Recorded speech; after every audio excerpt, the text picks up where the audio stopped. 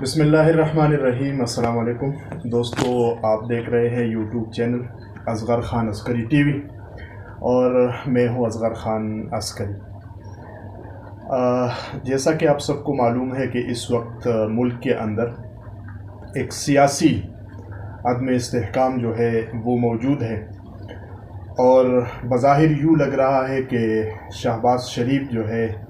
ان کے بالمقابل عمران خان کڑے ہیں۔ موجودہ صورتحال کے اندر اگر ہم دیکھیں تو اس وقت صورتحال یہ بن رہی ہے کہ شہباز شریف صاحب جو اس وقت ملک کے وزیر اعظم ہیں، ان کی کوشش یہ ہے اور ان کی خواہش یہ ہے کہ وہ اگست تک جو اسمبلی کا ٹینیور ہے وہ پورا کر لیں، اور دوسری طرف عمران خان صاحب کی کوشش یہ ہے کہ آنے والے 2 مہینوں میں ملک کے اندر جو ہے وہ عام انتخابات ہوں، اور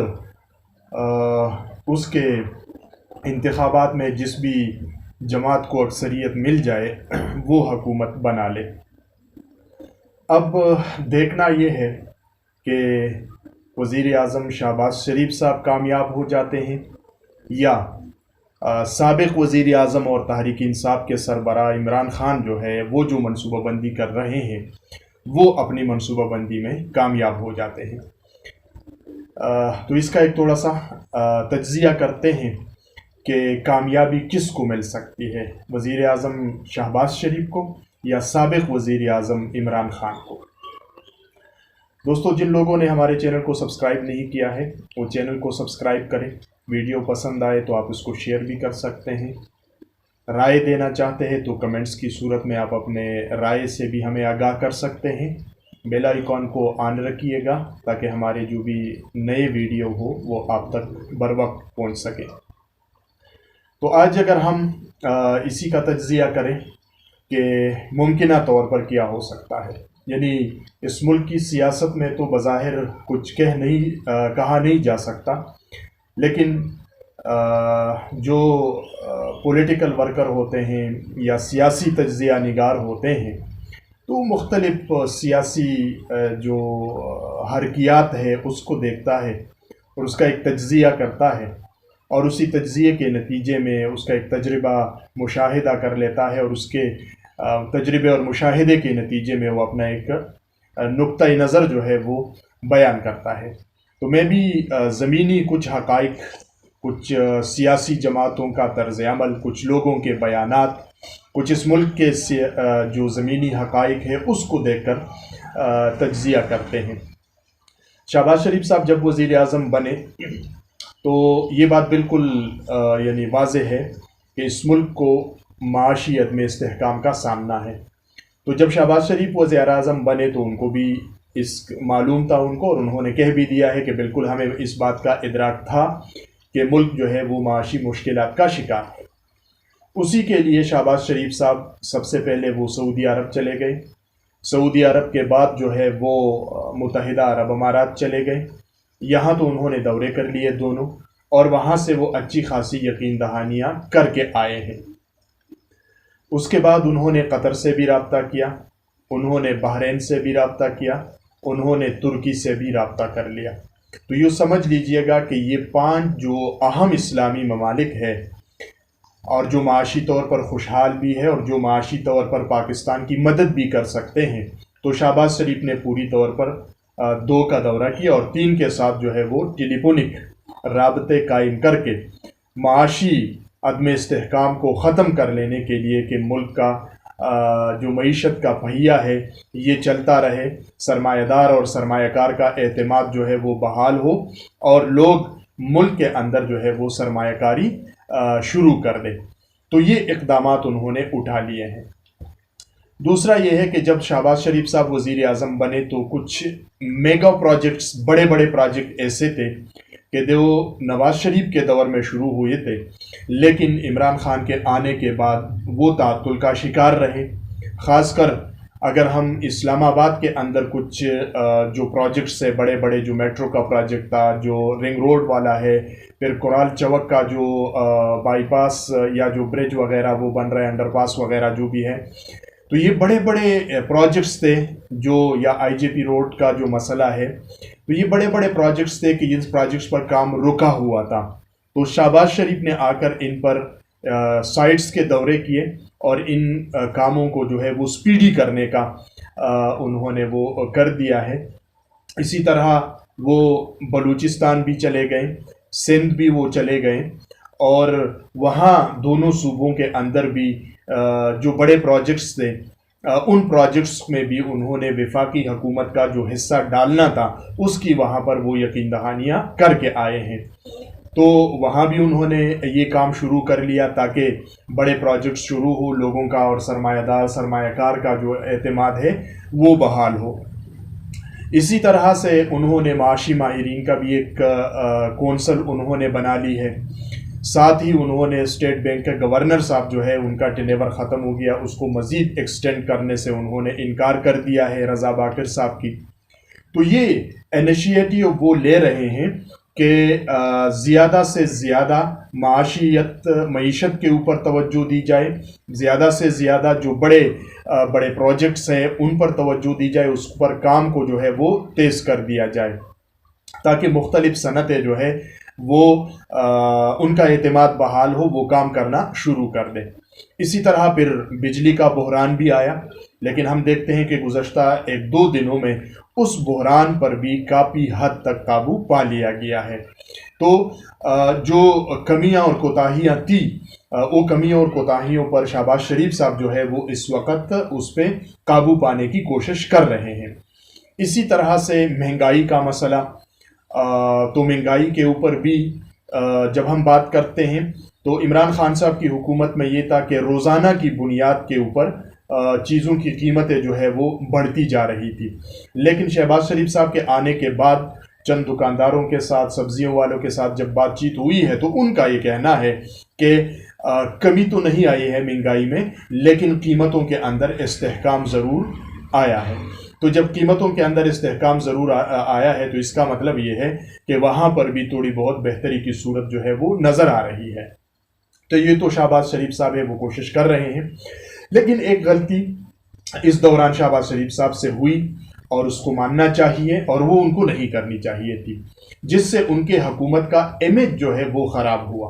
اور وہ کیا تھا کہ وہ توہین مذہب کا مقدمہ عمران خان صاحب کے اوپر اور ان کے ساتھیوں کے اوپر، تو میرے خیال میں بھی یہ نہیں ہونا چاہیے تھا. اور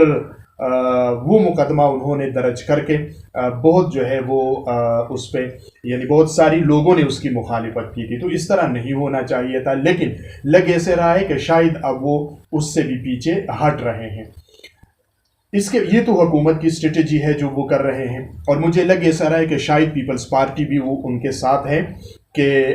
کم از کم گزشتہ یعنی 2023 کا جو جون ہے اور پھر اگست میں تو اسمبلی نے ٹینیور پورا کر لینا ہے. تو یہ ہے کہ وقت پورا ہو کے جو ہے وہ پھر انتخابات ہو،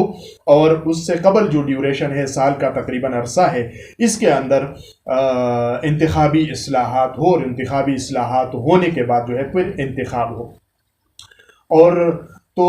اس کے ساتھ الیکشن کمیشن کا بھی موقف آ گیا ہے کہ ہمیں بھی 6-7 مہینے کا وقت جو ہے وہ چاہیے گا. تو وہ بھی اگر ہم دیکھ لیں تو تقریباً وہی اگر جنوری فروری پہ چلے جاتے ہیں تو جنوری فروری میں وہ موسم اس طرح کا ہوتا ہے کہ انتخابات کا انعقاد مشکل ہو جاتا ہے. تو وہی اپریل مئی میں تو وہی ٹینیور پورا ہو جاتا ہے تقریباً. تو وہ بھی اتنا بڑا مسئلہ نہیں ہے الیکشن کمیشن کی طرف سے بھی. تو یہ بھی موقف ان کا سپریم کورٹ کے اندر موجود ہے. اسی طرح اب اگر ہم عمران خان صاحب کی طرف آ جائیں تو اگر ہم دیکھ لیں تو عمران خان صاحب کے پاس گزشتہ 4.25 سال کا کوئی کارکردگی نہیں ہے ان کے پاس، کہ 4.25 سال میں نے یعنی عمران خان کی حکومت نے کارکردگی وہ نہیں دکھاتے لوگوں کو کہ میں نے یہ کیا، یہ کام جو ہے وہ اس ملک اور قوم کے لیے میں نے کر لیے ہیں. ان کا صرف ایک ہی چیز کے اوپر وہ چل رہا ہے کہ جناب علی امریکہ نے سازش کی، اسی سازش کے نتیجے میں میری حکومت کو ختم کیا گیا ہے. اور یہ بیانیہ تھا، مشہور ہو رہا تھا، اس میں بھی شک نہیں. لیکن ان سے بھی ایک غلطی سرزد ہو گئی، اور وہ غلطی یہی کہ مسجد نبوی میں جو نعرے لگائے گئے ان نعروں کے بعد ان کے لیے جو مشکلات جو ہے وہ پیدا ہو گئی ہے، اور بہت سارے لوگ ایسے ہیں کہ جو اسی کی وجہ سے عمران خان صاحب کا جو نیریٹیو ہے اس کو قبول کرنے سے انکاری ہے۔ تو یہ بھی عمران خان صاحب کے لیے، یعنی وہ واقعہ جس طرح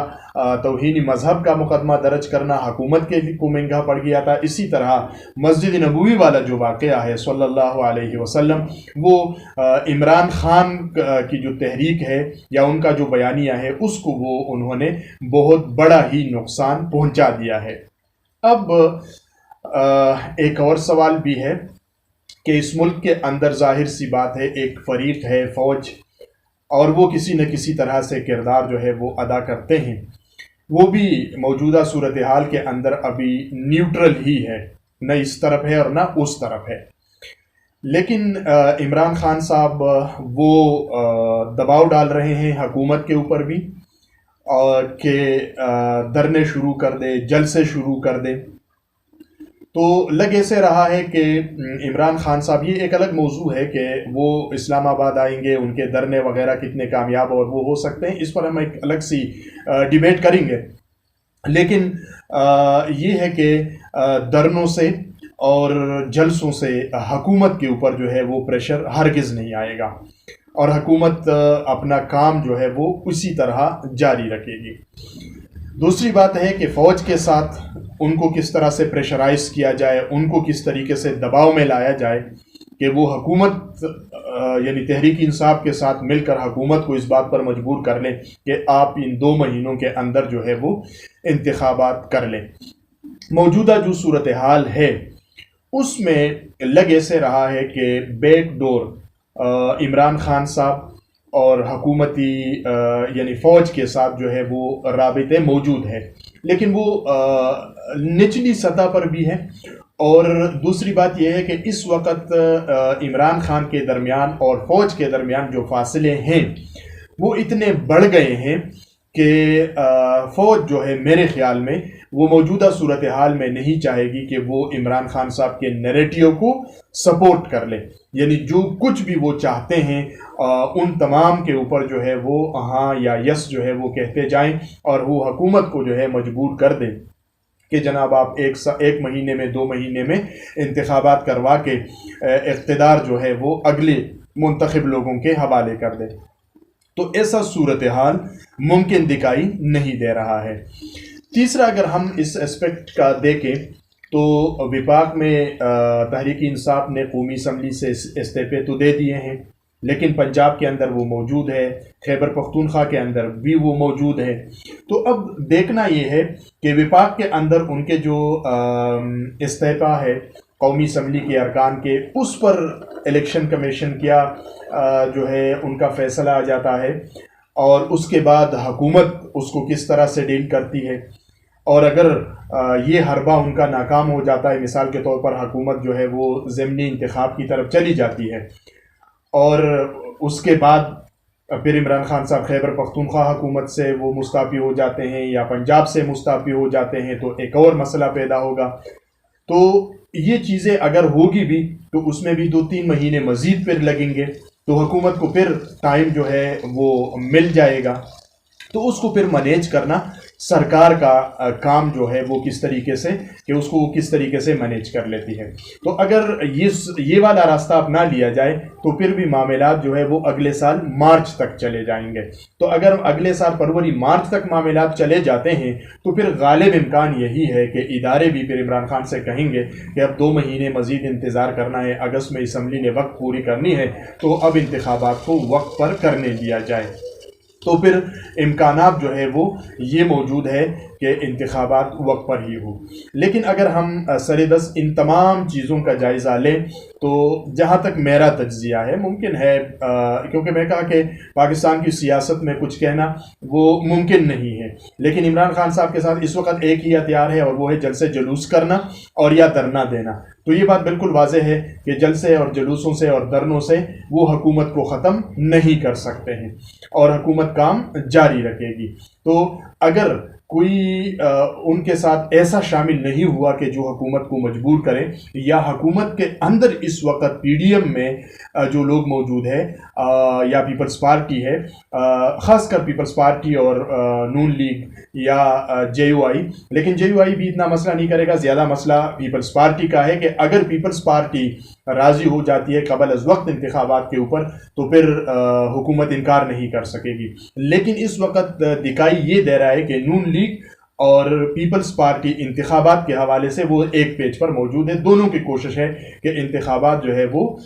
وقت پر ہو۔ تو اس وقت وزیر اعظم شہباز شریف کا جو پلڑا ہے وہ باری ہے،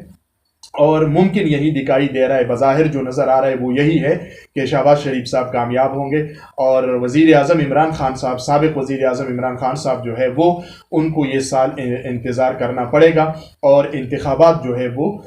اپنے وقت پر ہوں گے۔ جن دوستوں نے چینل کو سبسکرائب نہیں کیا ہے وہ چینل کو سبسکرائب کریں، بیل آئیکن کو آن رکھیے گا، کمنٹس کی صورت میں اپنے رائے بھی آپ ہمیں دے سکتے ہیں۔ اصغر خان عسکری کو اجازت دیں، اللہ نگہبان۔